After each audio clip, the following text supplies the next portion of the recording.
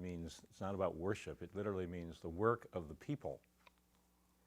That's the whole idea of worship, is that it involves the community in a way that involves not just the mind, but the heart and the senses. We think of it in the context of worship, but liturgy really is something that we all had the opportunity to experience. Because when you spend a time of your life in community and you're sharing rituals and traditions, you are doing liturgy. A lot of the scenes that we saw in that film are liturgy, aren't they?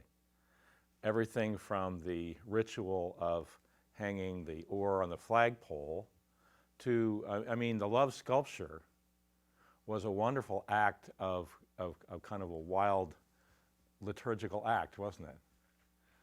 And the film really captured that in a beautiful way. And then what took place next to the sculpture happened to be a more traditional form of liturgy, right? But what was the real liturgy? It was the sculpture, right? Because it was the work of a group of people, largely anonymous, and that sculpture then summarizes this incredible work that went on in the community. Now that kind of thing only happens, I think, in a community where people are in relationship, doesn't it? And that's the beauty of liturgy. Now a lot of us have wandered very far away from the church. I understand that. But at its heart, what I do is enable liturgy to happen. And I'll be pretty honest with you, I've probably wasted a lot of my life doing bad liturgy. But because I spent some time at St. Paul's School, I also know what good liturgy is. The love sculpture was good liturgy. The traditions around anniversary are good liturgy. It was fascinating to me today that the alumni gathered in the chapel. Now, I know a lot of you didn't get up to do that. But that was amazing liturgy. And if you take it out of the context of a worship service, what happened in that chapel as liturgy was so much more than what happens normally in Memorial Hall. Think about it. What happens normally in Memorial Hall? A bunch of people get up on a stage. We're all sitting in the seats passively. Aren't we great? We raised all this money. Well, that happened today at the tag end of a worship service, which was very carefully planned to be a liturgy. We had an alumni choir, right? Beautiful music, singing, the school anthem. I know it was still a church service, and a lot of us think, oh, that's church. I don't want to have anything to do with that. But as just a work of liturgy, it was so powerful and so much more powerful than that traditional Memorial Day service, Memorial Day, Memorial Hall thing. I think it's interesting.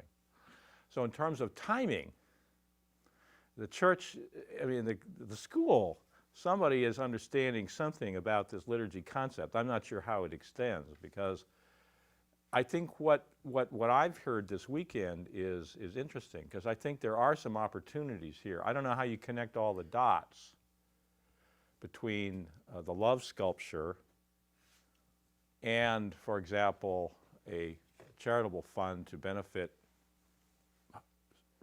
relieve hunger. But I know the two are related, aren't they? Because out of liturgy, good liturgy, even bad liturgy sometimes, comes what?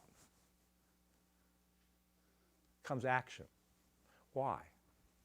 Because good liturgy, done well, touches the heart. All right, doesn't it? Not the head, not the pocketbook. It's about the heart. It's about being caught up in something that is bigger than ourselves. That's liturgy. That's what happened that sixth form dance weekend. We got caught up in something bigger than ourselves because of a group of people who made an intentional decision to do something really wild and crazy and creative. And even though we didn't physically all build it, we were all caught up in that, weren't we? We all owned that. That's liturgy. So maybe what we're talking about is finding a way of expressing in some liturgical form something, but also recognizing that it also has to have some connection to the action piece. I'm not saying, I mean, liturgy in and of itself is good, but also liturgy, if it's good liturgy, leads to some concrete action. I know that sounds very hypothetical, but it's actually really concrete. I think the one thing that, so I think what I've heard so far is the time is right, for us, and also for the history of the school, some ways. So there's the right timing. There's a lot of motivation here. There's the unique history of our class, and in terms of what we are as a community that is moving us to do something different, to challenge the paradigm. The challenge is how to, what it is. I think the technology and the means, of course, is got to happen with the internet. It's going to happen through that network. So I just thought I would bring up that whole concept of how do you, what's the connection between liturgy, the love sculpture, and the passion to benefit others, the service piece. Intrinsic parts, actually, of what Bill Matthews said this morning. We worship in our Anglican tradition, but the school is about service. There's a relationship there. So maybe we can find some way of connecting those pieces. I'm not sure how. But that was great, Brock. Thank you.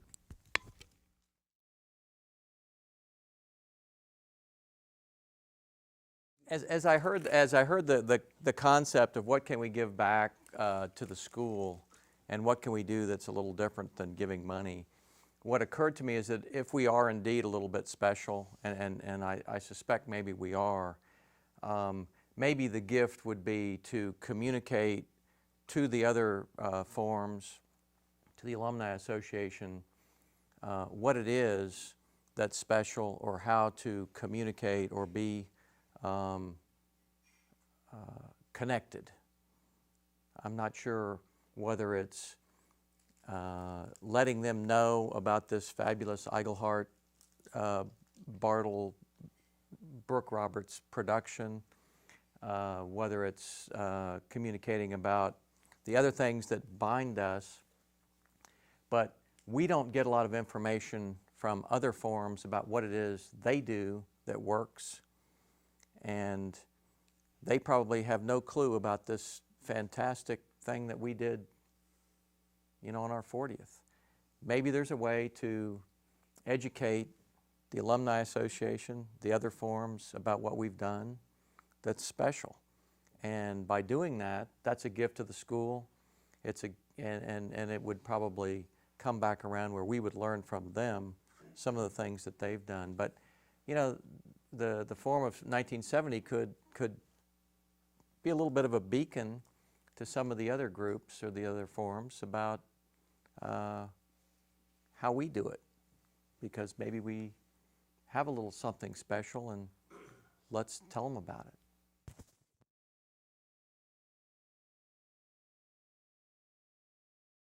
I have a bumper sticker on my car which says, at least the war on the environment's going well. And it sort of encapsulates the two issues that have made me really quite gloomy over the last 5 years, and the issues I think that began when I was at St. Paul's to be lifelong concerns. And I just want to throw the environment and wars out as issues that would be important for me to get behind as a forum.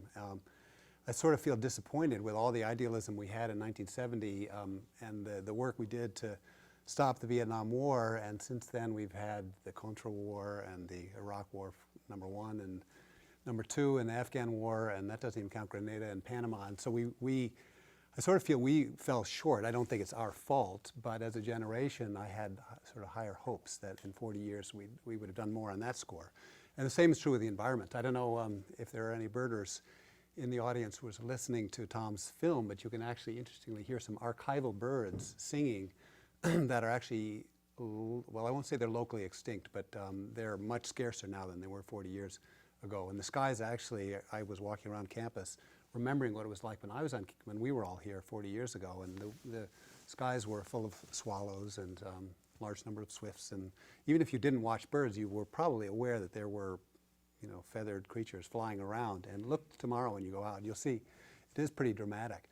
So I would like to propose those as the kinds of issues that it would certainly would get my passion behind. Whether it were a form gift to the school to promote leadership in those fields, or something even bigger. I sort of feel we've actually made lots of contributions to St. Paul's, and that maybe now it's time to think a little bit bigger.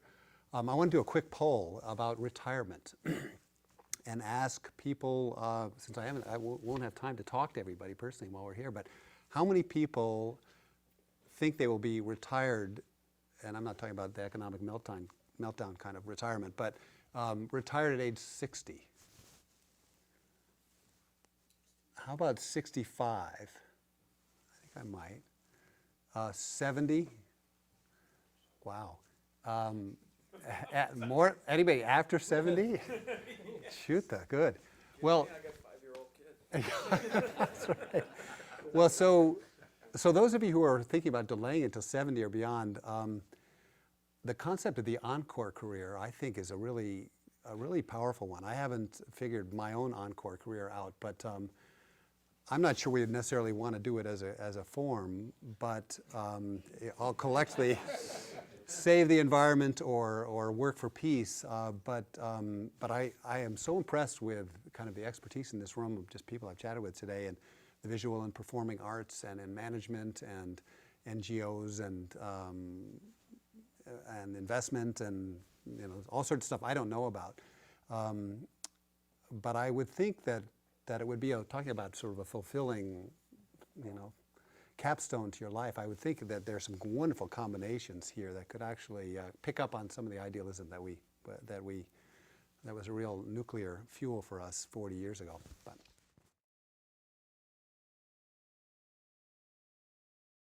I wanted to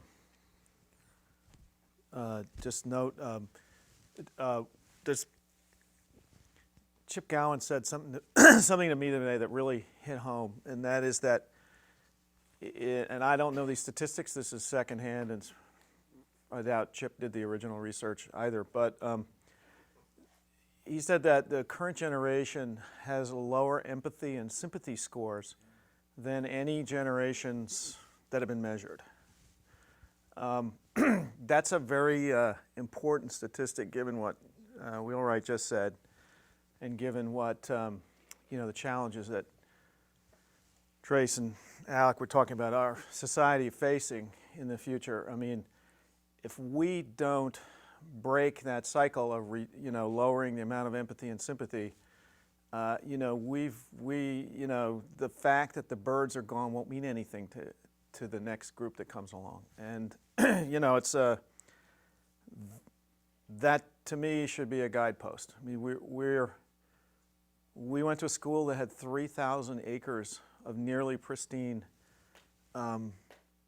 woods and fields, and was really an earthly paradise. And what's been done to it has, okay, I'll just come out and say it. A bunch of mediocre architecture, very expensive, that has created a gold-plated, education that's really geared to get kids into college, but is kind of they're not doing as well as we did, and in terms of their admissions. Now, a lot of people will tell you that if you were born in 1952, you never really faced real competition. That, the kids born today are really in a competitive world. We glided. We did the backstroke through life. And, that's true too. But in line with what Gillespie said, there's really only one answer to that, and that's, excellence. But, financial excellence is just utterly meaningless. I mean, economics just doesn't measure what life is about. And you know, how are you going to, how do you measure losing the Gulf of Mexico? I mean, in money. There isn't a measurement for that. I mean, there should be. The lawyers and the economists should get together and figure it out somehow. But there really isn't any measurement except in human empathy. I mean, the world exists in our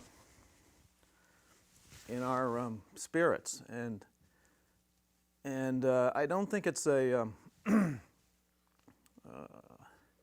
don't think it's an exaggeration to say that, you know, in a country of 300, we're going to be 350 million people in 20 years.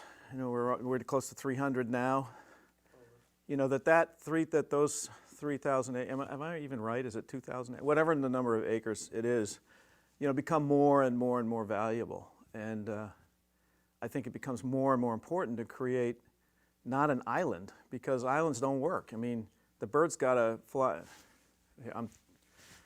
Nat, correct me, please. They got to fly to like Mexico or somewhere during the winter, and it's not good enough to have an island. At the same time, if we don't preserve our island, they've got nowhere to come when they get through the gauntlet that they got to run.